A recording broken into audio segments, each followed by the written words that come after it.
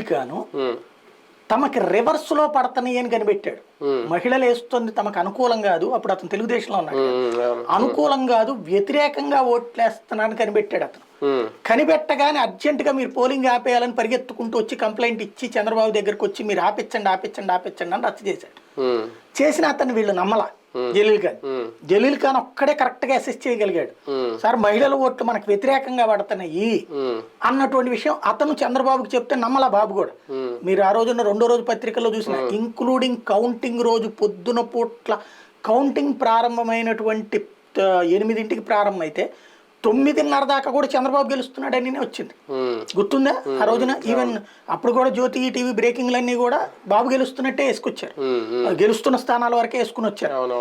ఆ తర్వాత 9:30, 10 దగ్గర నుంచి రివర్స్ ప్రారంభమైంది కౌంటింగ్. అంటే కౌంటింగ్ ను మార్చలేకపోయారు వీళ్ళు. అప్పటిదాకా అయితే అసలు బాబు గెలుస్తున్నాడని, అసలు ఈ స్థాయికి పడిపోతుందని ఎవడూ ఊహించలేదు. అంతటి ప్రచారపు పటాటో 2019లో సంగతి చెప్పేది. 10 గంటల వరకు మేము ప్రజావేదిక దగ్గర ఉన్నాం, కెమెరాలో మైక్లో పెట్టుకుని.